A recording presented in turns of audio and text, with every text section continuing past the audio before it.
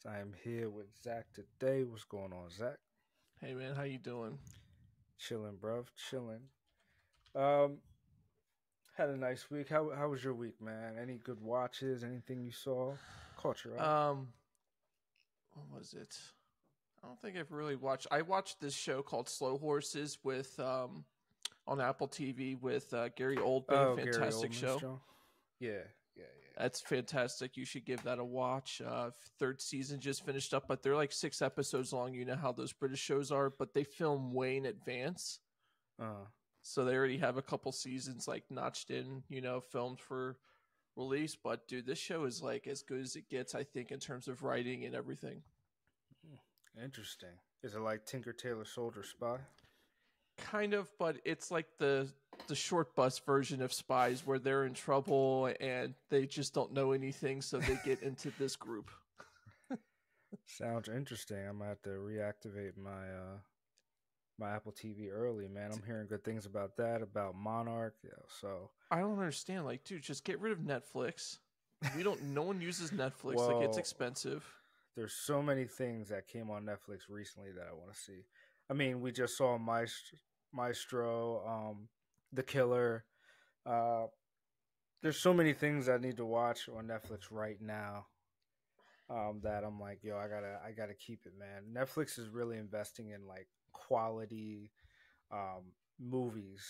Like Leave the World Behind, we just saw that. Like quality movies for the theater, So it's really interesting. Really, really interesting. Well, I my two hot takes of today is that 3-6 Mafia is the greatest rap band ever. And maybe Okay. I think Ghost of Tsushima is probably one of the best written video games ever, too. Really? Mm-hmm. All right, so we're gonna skip over to 3-6 Mafia because I'm not really a music guy. Although they're good, I still am the Wu-Tang Clan type of dude. Wu-Tang Clan ain't nothing to mess with, all right, man? So it's because they don't release anything, so people think it's special when something comes out. I mean, who you talking about, Wu-Tang or 3-6? Yeah, Wu-Tang. Like, they don't really do a whole lot. They do. Much.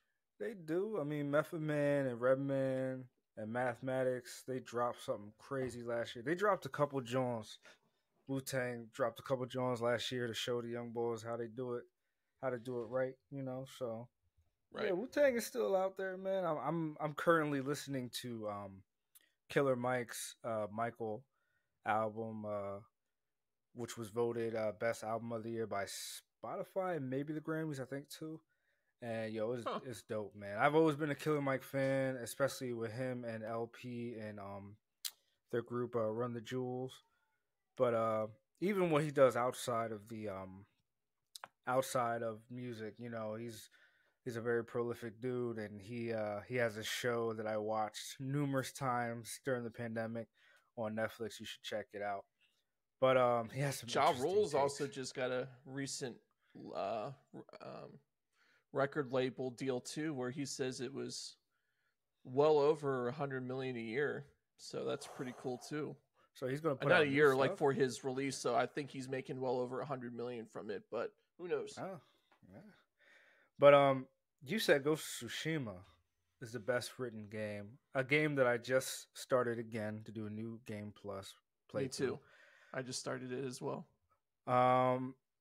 So even better than Cyberpunk. Yeah, I mean, look, here's the thing. Cyberpunk has had a lot of different renditions and versions to get to where it's at. You played the final product. I was kind of the battered housewife. Yeah, you was in there in the beginning. I was there in the beginning, so I have mixed feelings. Well, it's great now. I saw how it was before, and it was just sloppy. I mean, Ghost of Tsushima, the storytelling's so good, I almost don't want them to do a live action show like they're planning to do. I mean, Sony's partnered with Amazon to do all these shows. That's fine. Amazon hires good people for a lot of their stuff. I mean, did you see the Lord of the Rings show? That's why I said a lot. There's room for... I mean, I love Reacher. That's a Sony joint show with them. Lord of the Rings was a complicated thing because I feel like they just hired the wrong people based out of whatever, check box thing that I thought the industry was getting away from, but it seems like Star Wars just did it again. So, Rings of Power, it seemed kind of rushed. Like they just wanted to get this out. It was like we spent billions on the franchise and the licensing. Let's just put out whatever, to the point that they almost hired so many people from Wheel of Time to make Rings of Power. And then it was just like, felt like it needed more time to cook. They needed more character development. They needed more story. It felt like everything was rushed. The production was rushed. But yeah, Ghost of Tsushima is so good. So good. Do you think that I heard that I forgot his name, but the main character who played Jin Sakai in the game, he wants to play the live action Jin Sakai, and I'm like, they basically took his face and put it on in the video what's game. Wrong with that? Just do it. You might as well just do it. Fight. And he looks like he's in shape. He looks like he knows what he's doing with a sword. Why not? I mean, you already got the guy.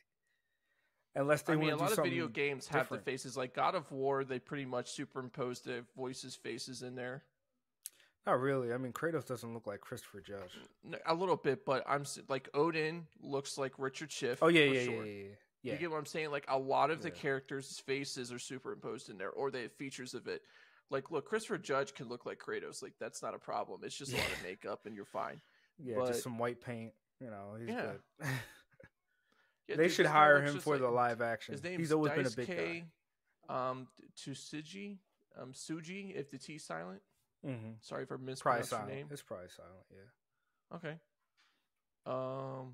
Eric Steinberg plays Lord Shimiro, but he is Japanese. Interesting. Yeah, dude. Like, I don't see why you can't use a lot of the people. It's because they look like them. They all do. I'm looking at all of them. They all do. Yeah, they all do look like them. The guy who plays the cons in there, Patrick Gallagher. Oh yeah, that guy. It's him. He's a prolific actor, man. He's like the guy. And when I saw that he was playing the Mongol dude, I was like, oh snap, let's go. Well, he's done it in the past. Yeah. I'm looking at like a thing he's done that stuff in the past. He he played Attila the Hun in Night in the Museum. Right. Okay. Yeah. Yeah, all these actors, they basically just took their faces. So I mean, why you kind of could just take everybody and put them in the live action. But a lot of these productions want to bring fresh faces because they may be cheaper to get unknown actors and stuff, and then you get the one big actor that you spend most of the money on for your casting budget. Yeah, but voice actors aren't that much. It's not like, well, some of these voice actors are also live action actors too, so we don't know what their rate is for live action. You never know. Yeah, but I mean, I would agree with you. I mean, Ghost of Tsushima is so good. I mean, it's like lightning in a bottle, where everything came together: the voice acting, the production design, the gameplay. I mean, everything. I mean, the game was beautiful. It came out on the PS4, and I felt like it pushed the limits of what the PS4 could do. You should play it on the PS5. Still playing on the PS4. I'm still playing on the PS4. I played on the PS5, and it's the colors alone on a lot of the scenery. It's like, wow, dude, this is like the PS5 version of it is. I played on the fidelity version just because the frames per second still fast enough, like it's enjoyable and it looks great. It's probably like 60 frames per second in fidelity, probably. That's a lot. That is a lot. I mean, like, I'm not a gamer, and I see these complaints about like, 60 frames per second. I'm like, I mean, bro, everything you watch is 24 to 30 frames. Because they're PC and they're used to like 200. Yeah, I'm like, you don't need and that many frames. That's not enjoyable to watch. Have you ever played a PC game where it's like 200 frames? Yeah, it's like my monitor is an ultra wide, right? And it does 240 frames, and I maxed it out playing Cyberpunk on that. First off, it gave me a massive headache. and it made me sick because my peripherals are getting overloaded with the curvature, along with everything moving so fast. So like cars that are moving past me, I see it. I'm like, yo, this is too much. The immersion's too much. It's faster than real life. You get what I'm saying? You know how like your eyes could only take so much? It's like, no, there's no way. Before we get into Maestro, I want to ask you this.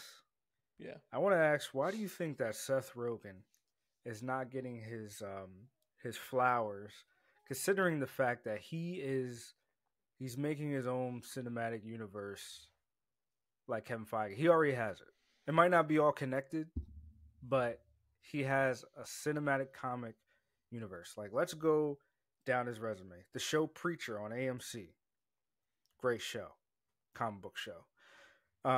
His recent movie, TMNT, Mutant Mayhem. Great movie. Invincible, the animated comic book show on Amazon. Great show. The Boys show on Amazon. Great show. He does Gen The Boys? Gen V, huh? He does The Boys? Yeah. Him and his writing partner, Evan Goldberg, all of them did everything that I just named off. All this content based on comic books. I don't think he did He-Man, right? No, that was Kevin Smith. Right. I can answer why. I'm sorry to interrupt you. I can answer why. No. And I know. Please answer. So it's because none of it's original.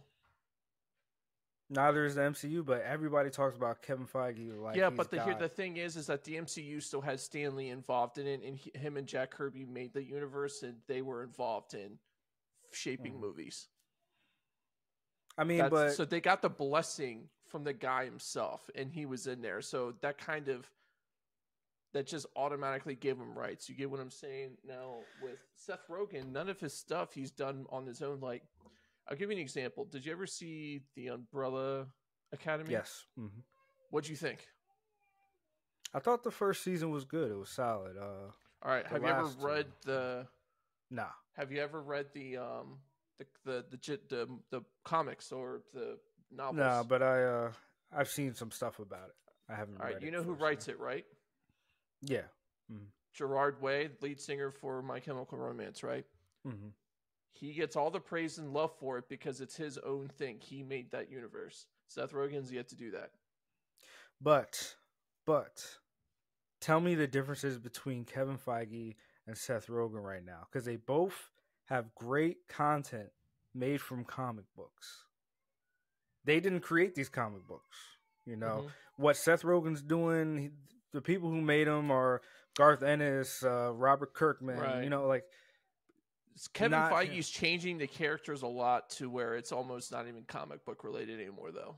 You know, they're new characters in themselves. I mean, if you read... But he's not really getting credit for that stuff anymore because they've been flops. Well, not anymore, but if he's still in the conversation as, like, the guy. Yes. It's starting to fade a little bit. I don't think it's because of the characters themselves. I think it's because he made the universe continuous. Mm-hmm. And all of these movies connected together in one grand scheme.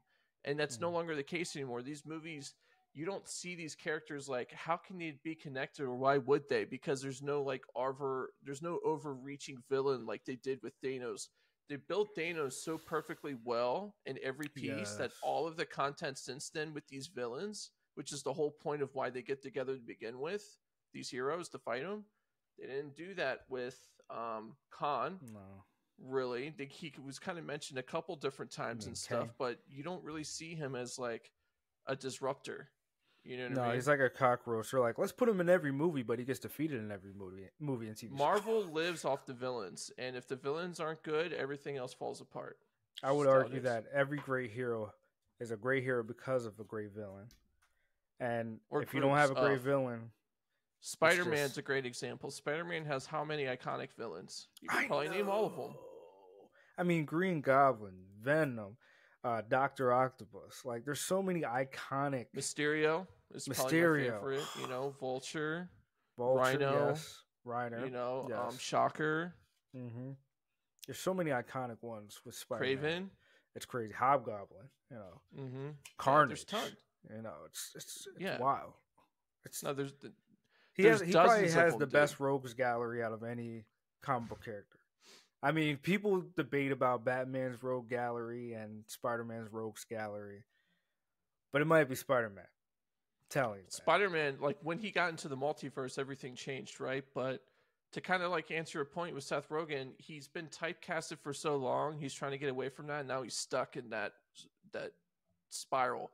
Matt, we talked about this before. Matthew McConaughey was typecasted for so long. He won an Oscar. Everyone could take him seriously. Brendan Fraser, he won an Oscar. Everyone takes him seriously now. So it's like now you see these actors who were doing the same thing for so long. Like, can you see them in anything else but what they've been doing? I think my opinion, my hypothesis is it's because Seth Rogen and Evan Goldberg, with their shows and movies, are, besides the Teenage Mutant Ninja Turtles movie, because that was a kids show. I mean, kids movie for sure, but it was good. They're doing adult.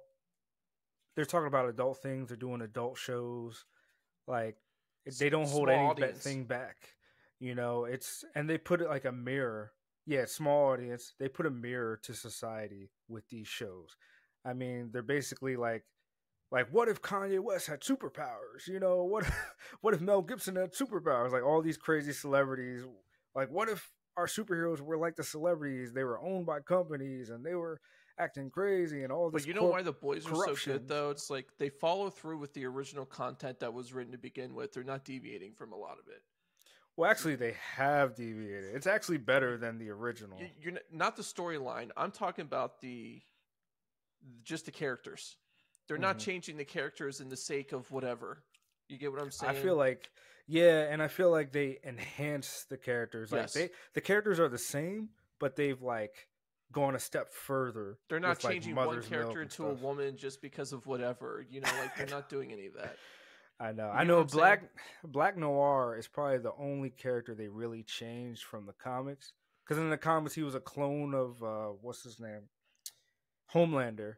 But in the show, he's a black guy who was, like, bullied by Homelander. And then But we don't know much else about him other than... No, we don't. You know? And he somehow comes back to life in this season, so we'll see. Oh, he does? Yeah, in the trailer. Yeah, he was like, what the heck is this? Yeah, he's back. Oh, really? Are we sure it's the same one or a different one? Because I have a theory. So here's the thing. I think they're going to go with the fact that he's a clone and he's just going to pop up. Okay. All right. Because I thought they were going to replace him with Sam from Gen V because they have the same power set. Like they have the same crazy powers and they both see puppets. So I thought they were going to go down that road. You mean they're both like emotionally stinted and they're mentally challenged? Yeah. Yeah. He sees puppets too. Did you see Gen V? I have not, no. I know what it is, though. It's okay. It's not a huge... I'll watch it when I have... Yeah, you'll see what I mean. It's short. It's 8 episodes. Right. But, yeah, man. So let's get into it. I saw Maestro because I'm thinking about what you said about how Matthew McConaughey changed how people perceived him, right? He was a rom-com guy, got an Oscar, and people take him as a serious actor now. But I still feel like Matthew McConaughey... I don't know the guy, but I still feel like he knows he's still Matthew McConaughey. You know what I'm saying? Like he's the same guy. No, but I mean, he's talked about running for office in Texas. Yeah, you know, because that's where he's from. He's always been an oddball. He's always been a weirdo, but he's always been like a fun weirdo, like a fun weird celebrity. A very outspoken Christian too. You wouldn't take that from him, but him and Russell Brand are in that same kind of categorization, you know? Oh yeah. Yeah. I mean, so I'm watching yeah, you know how I feel about Bradley Cooper and how I text you and stuff. So I'm watching Maestro, right? And I actually liked it. You know, I thought it was a good movie. You actually liked it? You're surprised you liked it? No. I say I actually liked it because I figured you would think like, oh, Nigel's going to hate this movie. But I didn't. I recommended it to you because I knew you would like it.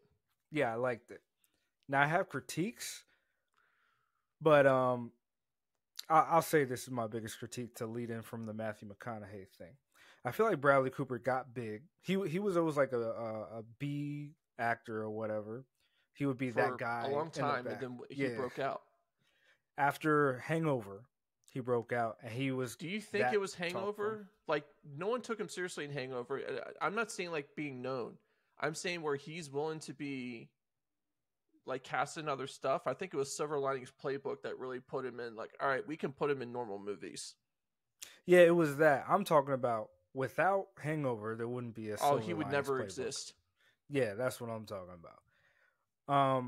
And I feel like ever since then, this guy has been like, with his antics and with his stuff, screaming, "I'm a serious actor. Ugh, take me seriously." And I feel like that's just been him, to the point that like I'm watching Maestro, and I think it's a good movie, but I feel like the movie is just a bunch of vignettes of Bradley Cooper saying, "Look, I'm so good at being Leonard Bernstein.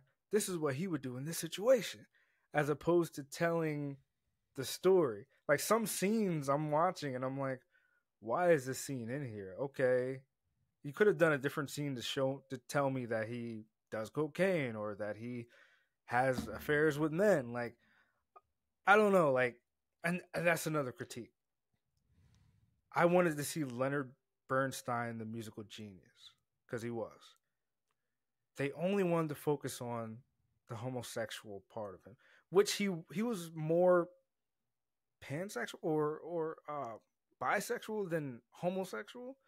But I'm like, why did you lean so far into that instead of the genius of Leonard Bernstein? We saw him conduct maybe 3 times in the movie. Mm-hmm. We didn't really see him compose that much. You see one song.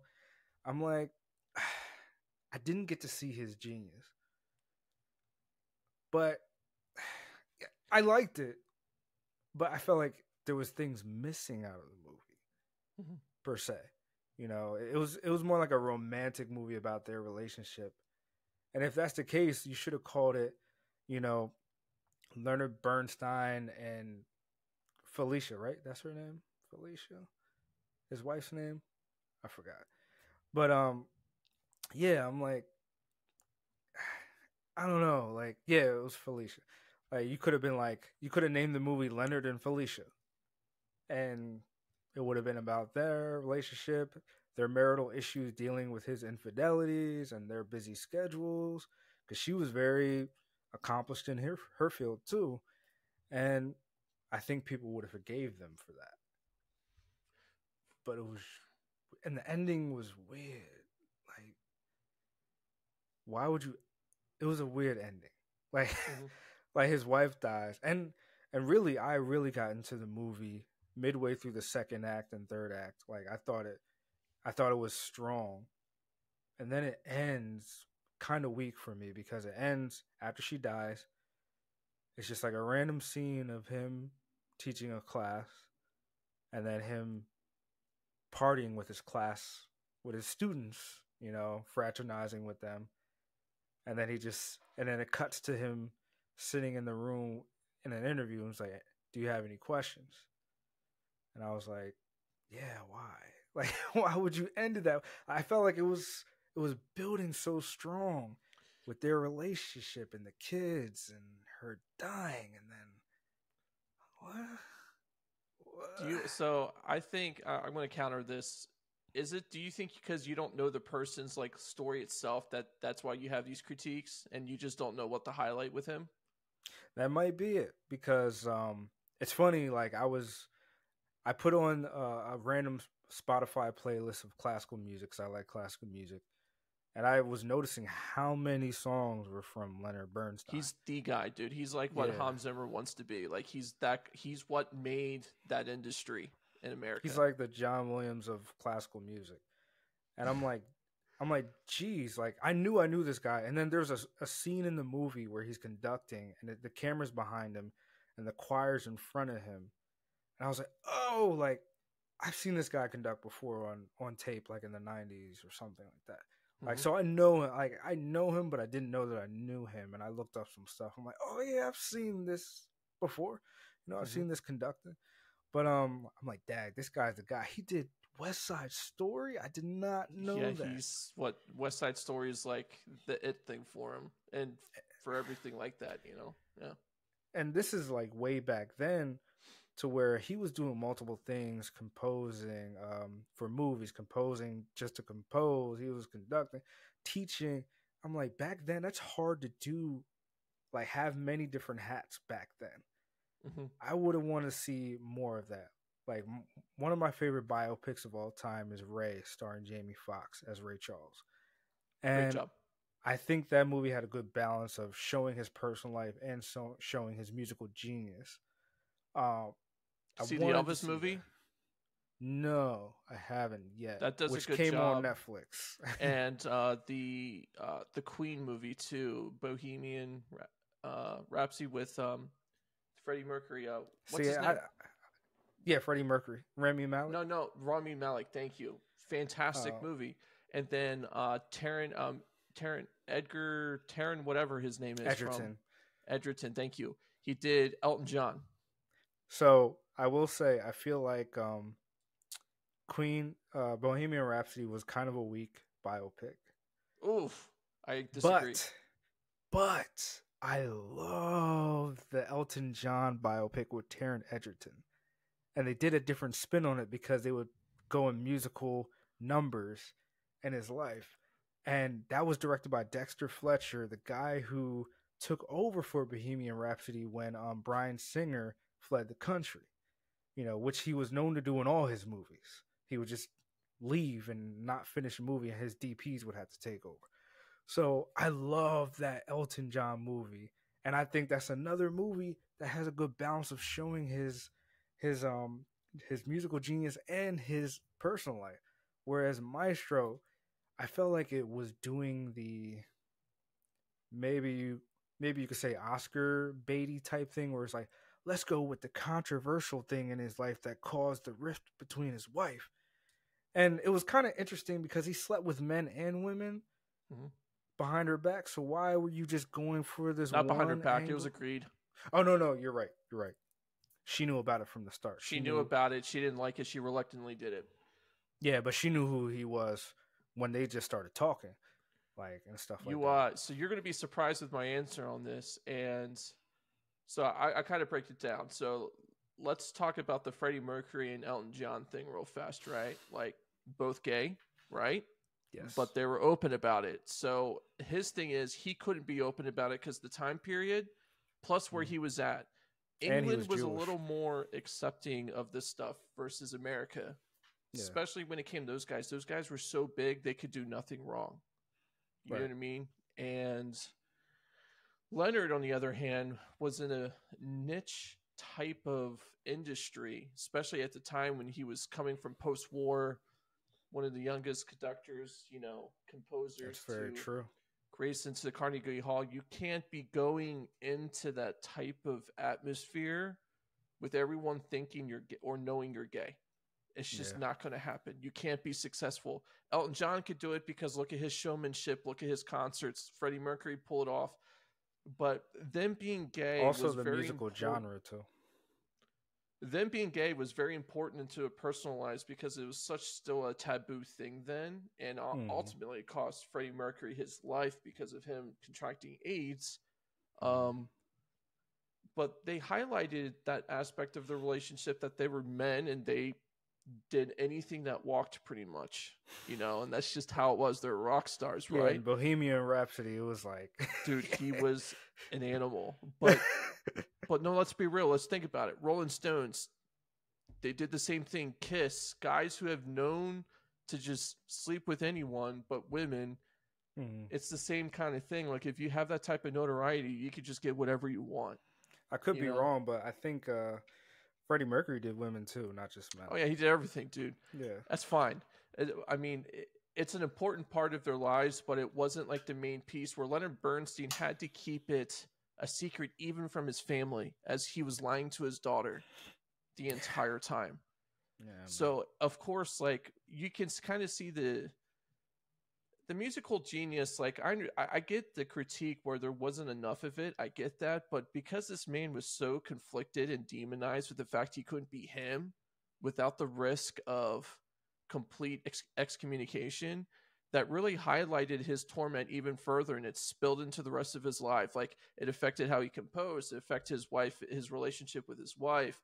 relationship with his kids. He was non-existent as a parent because of this type of thing, because he wanted to go off and do what he wanted to do, which was be with men as well, and he just couldn't do that on a public level where the media could get it. Obviously, within his own inner circle, you could, and in that type of environment where there's other musicians and actors, you're more inclined to be open with that because they're more accepting then.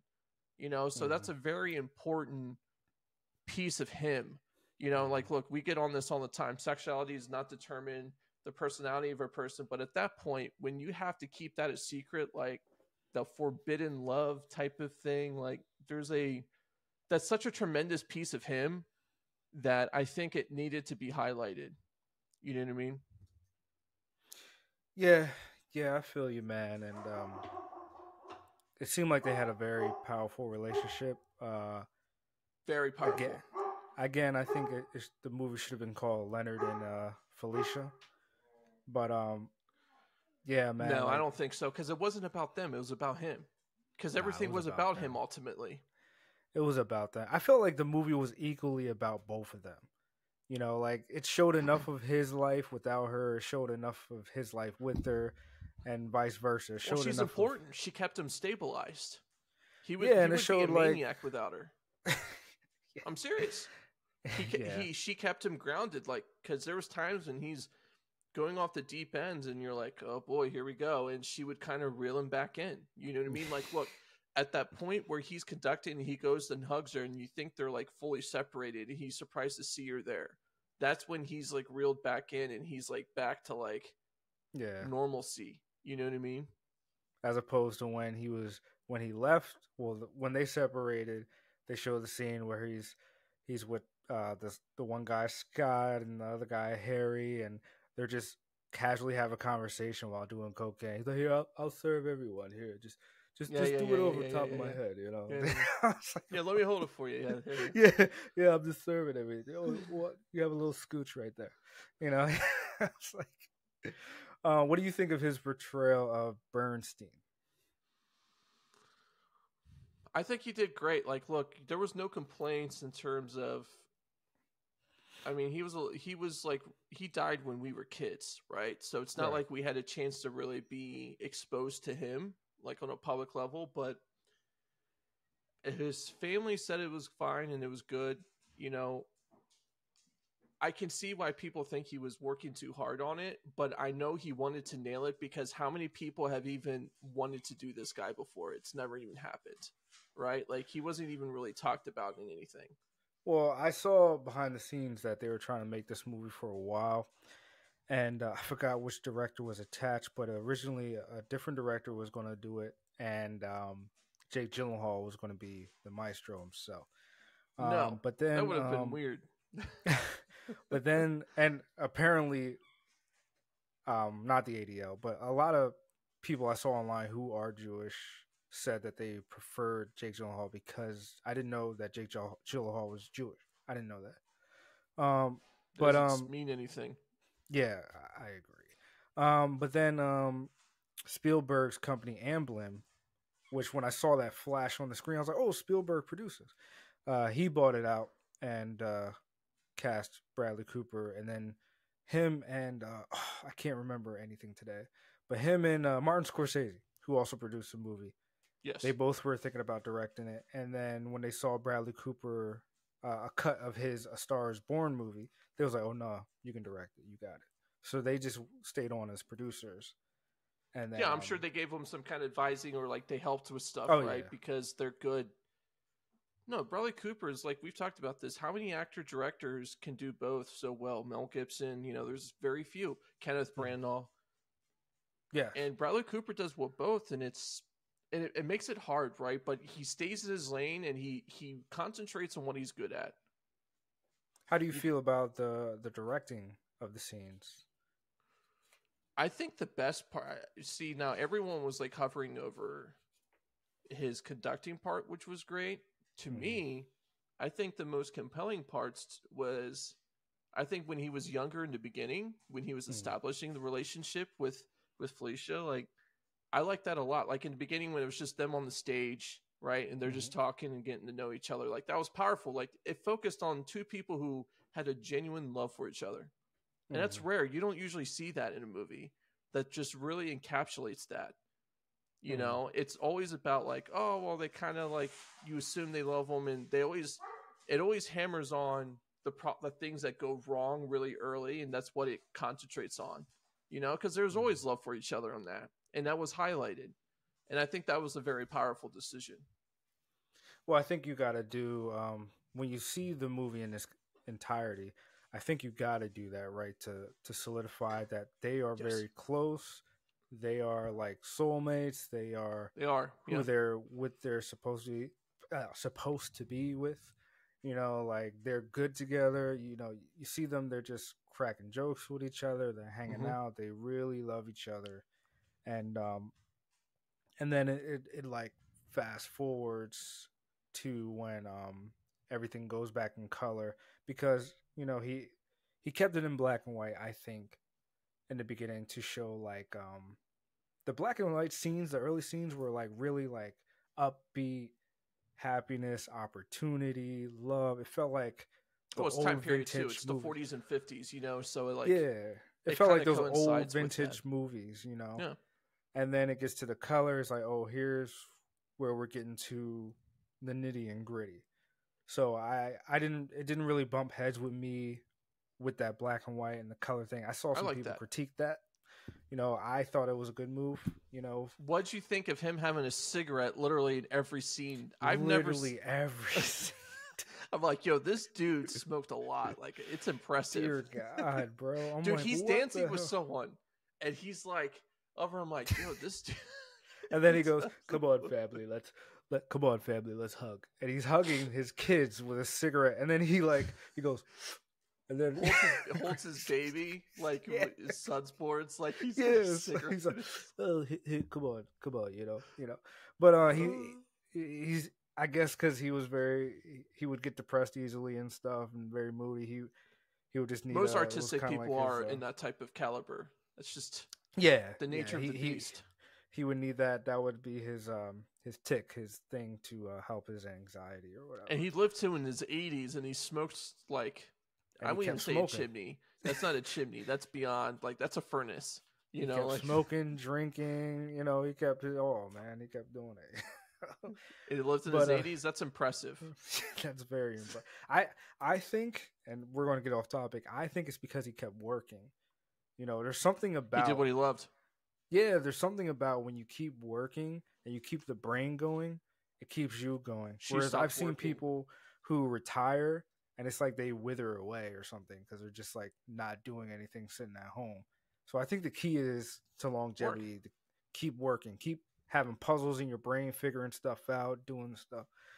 But yeah, like yeah, the guy was he was wild. I thought it was very because it felt like a very character driven movie, right?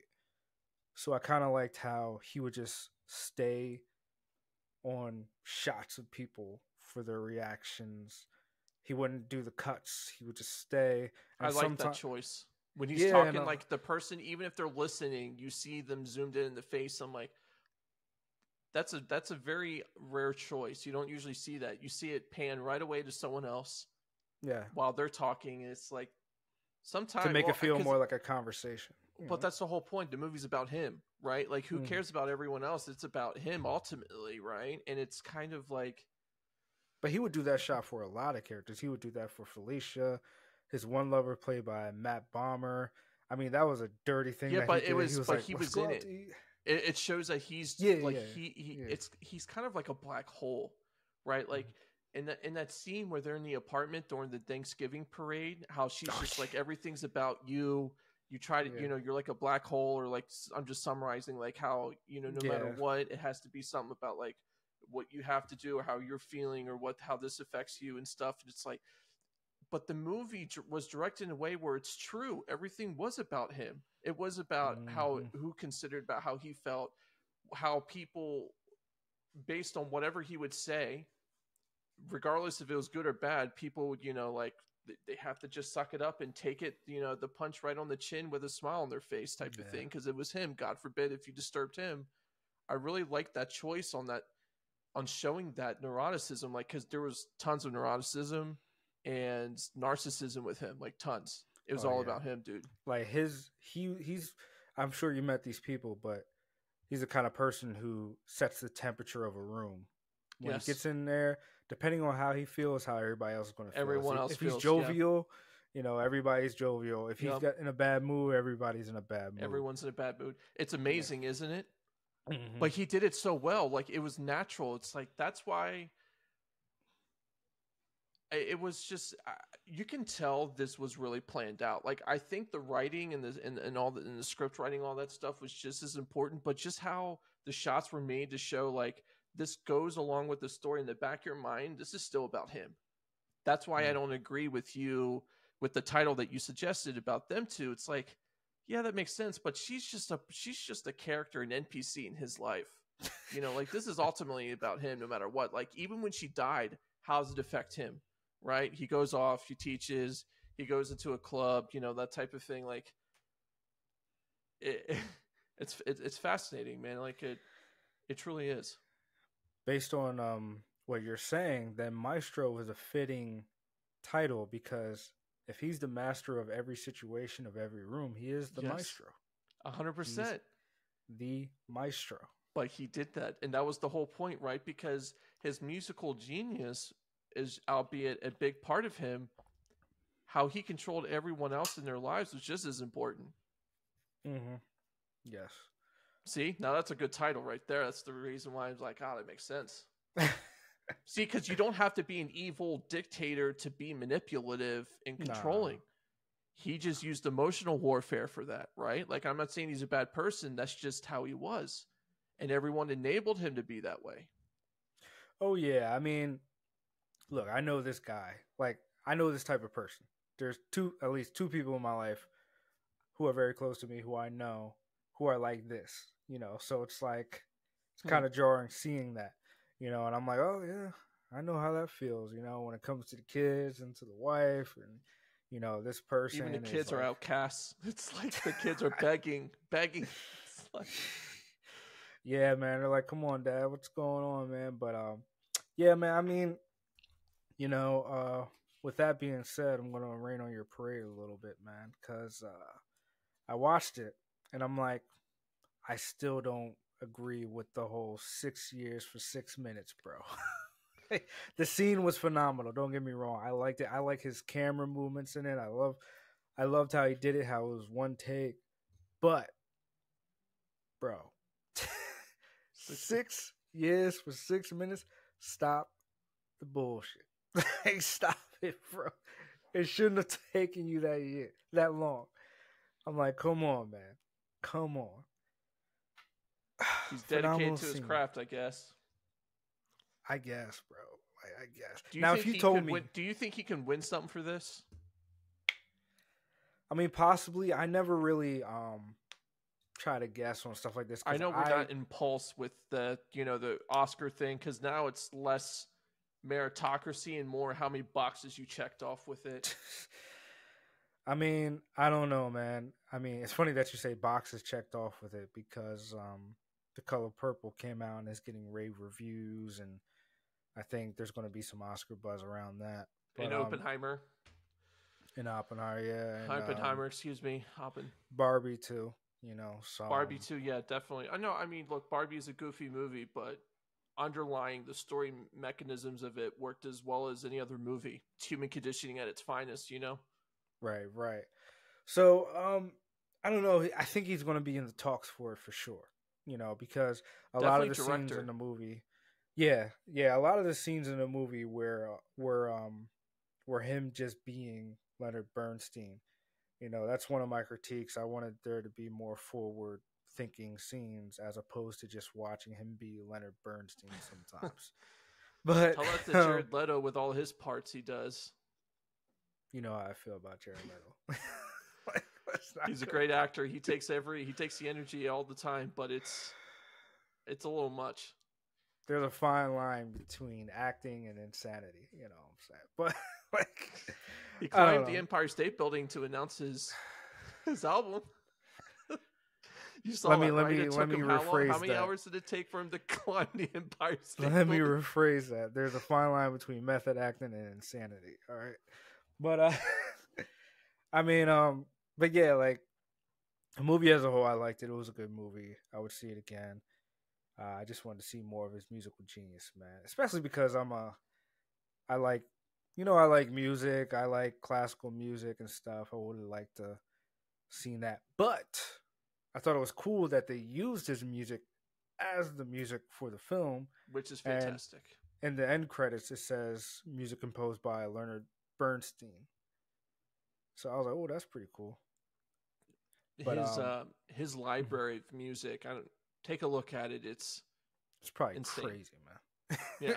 It's like, remember that probably... sheet of paper when they're at that when they're in their summer house and he's like, I finished, and it's like 2 miles like, long. Dear God, you're finished. Bro, and that takes me back when watching that scene where he's composing and he's writing on the page. That took me back to when I used to be in music class and I would play the piano and write down the notes and stuff. I'm like, dang, that takes me back. That's a lot of work too, man. And he was writing the lyrics at the same time, and he could hear the song. Not a lot of people can do that. Nah, that's an old art, but there are plenty of people who are still trying to keep that alive. I got a friend who's got a degree in composing, and he still does it that way and stuff. But yeah, that was crazy, man. That whole thing, like stack of paper, and then he just drops it. I'm like, dude, you're gonna have to pick all that back up and put it in order, man. Jesus. So how do you think how powerful it was in the scene when he's holding his wife and she's dying? Bro, man, like I felt more sorry for him than anything. Than her. Yes. Which is crazy. Yeah. How do they do that? This woman's sitting here dying, and I'm more thinking about him than her. Bro, like, I'm emotionally challenged. So the fact that the movie made me feel something, I was like, yo, this is a great scene. Like, this is a great movie.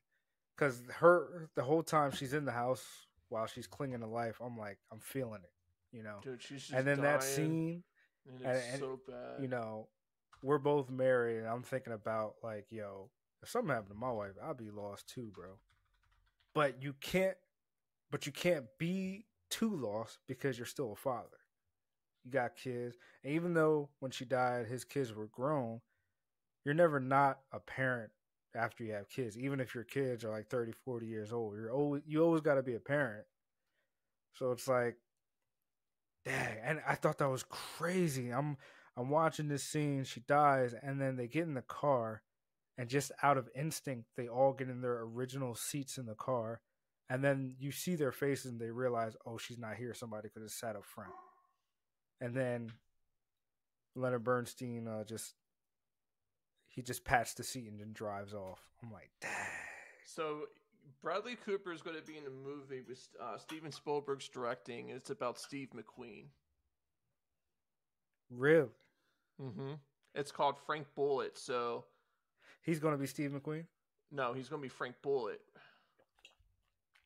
Okay. Interesting. But yeah, he's Steve McQueen, but he's Bullitt. Steve McQueen's playing him. He's a character, so it's a movie about a movie. You get what I'm saying? Okay. So he is playing two fictional characters, but he is playing Steve McQueen, but his name is Bullitt from the. You get what I'm saying? Does that make sense?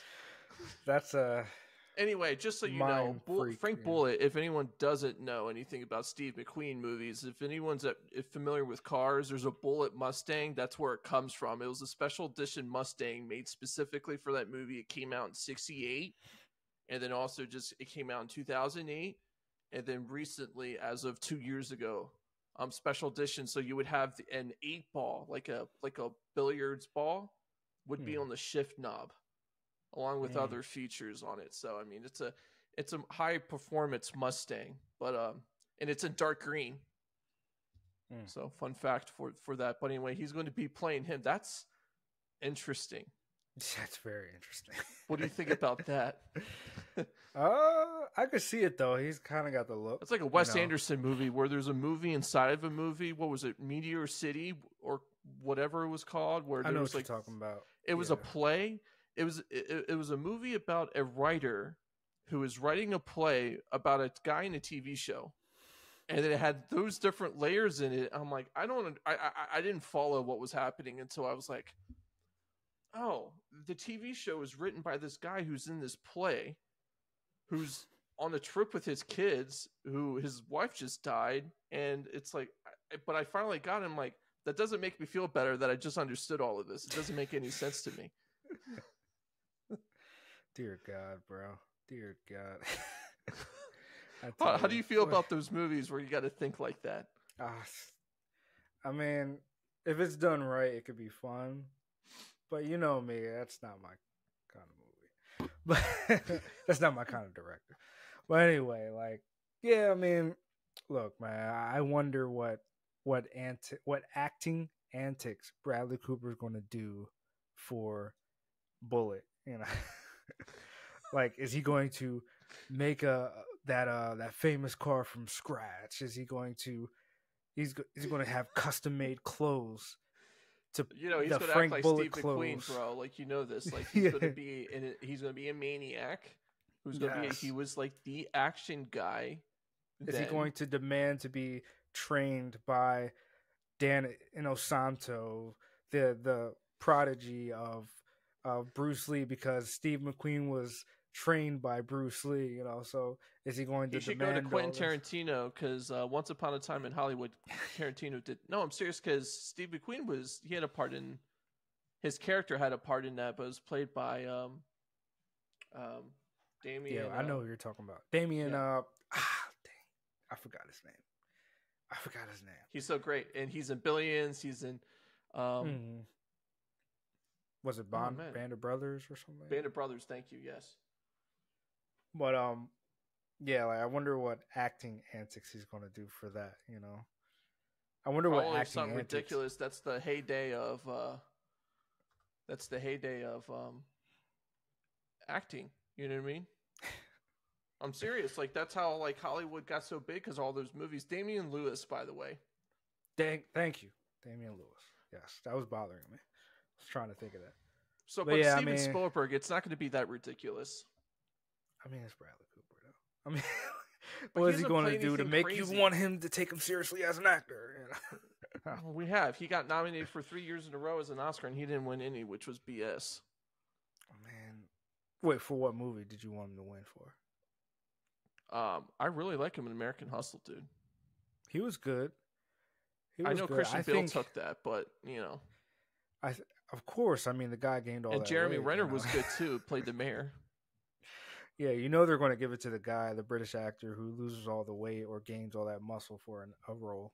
That's what he was nominated for Silver Linings Playbook. Yes. American Hustle, and then American Sniper. Yes. All movies I enjoyed. I think out of all that, it might be a tie between Silver Linings Playbook and American Sniper. It's a tie. American Sniper's like hardcore. Yeah, I like that movie. I love that movie. Clint Eastwood, like, he dramatized a lot of pieces of it. Obviously, like, anyone who's trained, you can see, like, all right, this is not feasible, but for all intents and purposes, it works well, right? But just the dynamic where you see war movies, right? But you don't see how it affects the individual. And that was the first time I've seen one where it affects the individual. Hardcore. And from what I heard, it's very accurate. 100%. And at the end, I think it was tasteful, where the guy who murdered him and shot him in the back, he was helping out this Marine, and he took him to a shooting range with his friend. And as soon as he turned his back to him, he shot both of them. And it just showed him pulling out the gun. That was enough. Like, I think that was enough. You didn't have to do anything else. Yeah, out of respect, Yeah, because his wife and kids are, around. Yeah.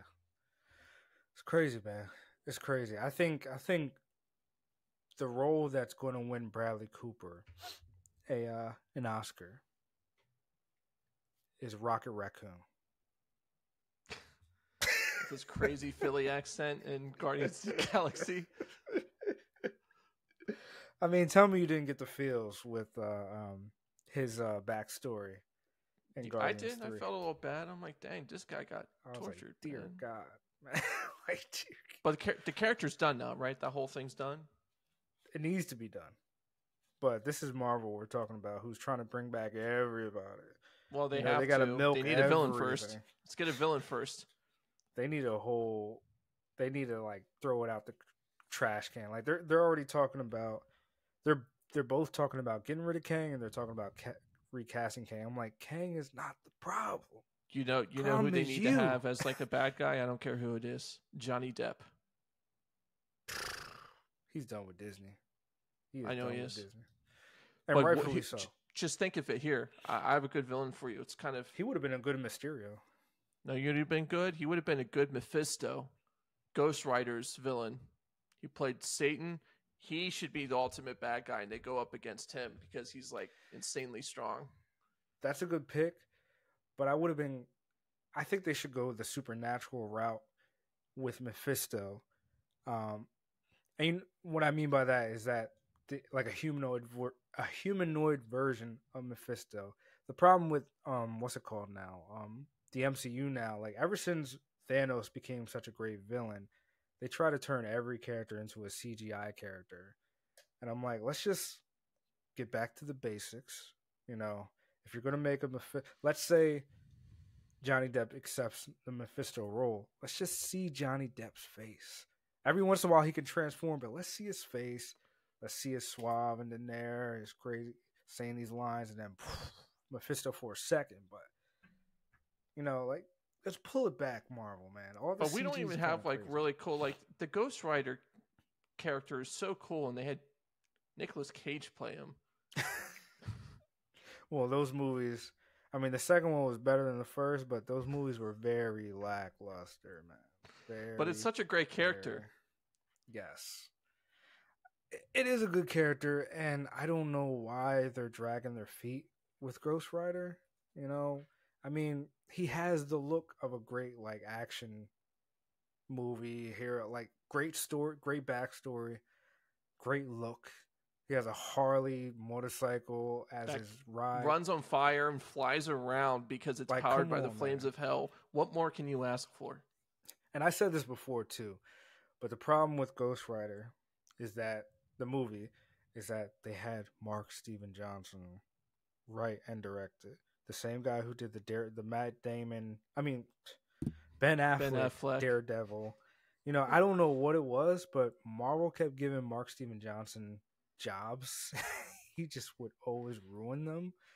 I don't know what it is, man. Like, but I don't know. But all right, before we go, I want to get your take on one show you're going to be watching or looking forward to soon. I'll give you mine.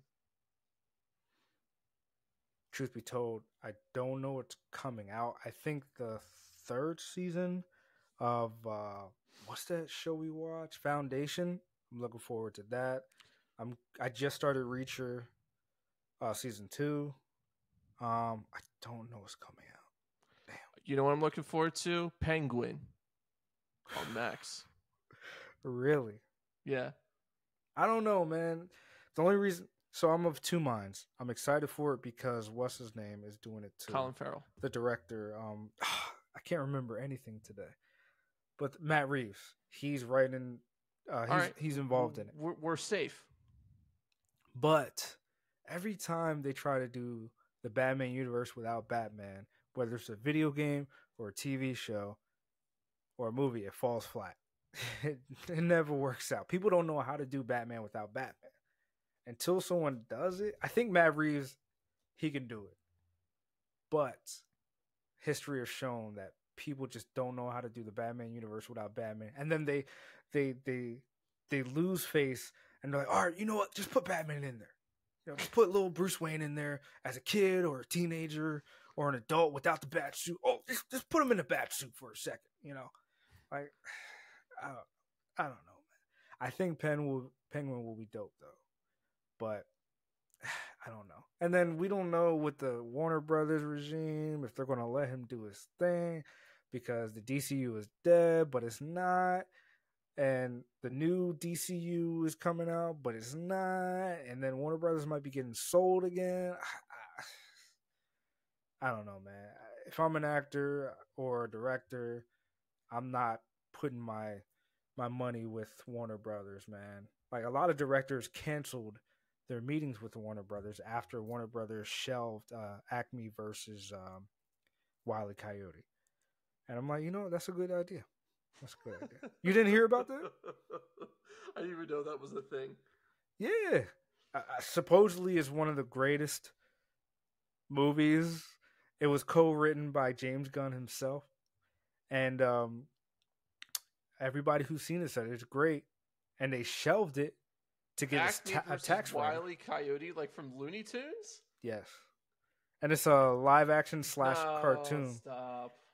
Because he starts to sue. He sues Acme because all the stuff isn't working. All his traps. I've seen pictures of it, and it has like an all-star cast of it. Does it show Wile E. Coyote? Yeah.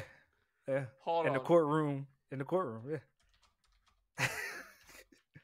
Look it up. Who plays Wile E. Coyote? I have no idea. Does he even talk though? I don't know if they were going to make him. I don't even know if it's going to be. John Cena? Coyote versus Acme. Yeah, that's what it's called. It doesn't. I see. I'm trying to look for it. I don't see.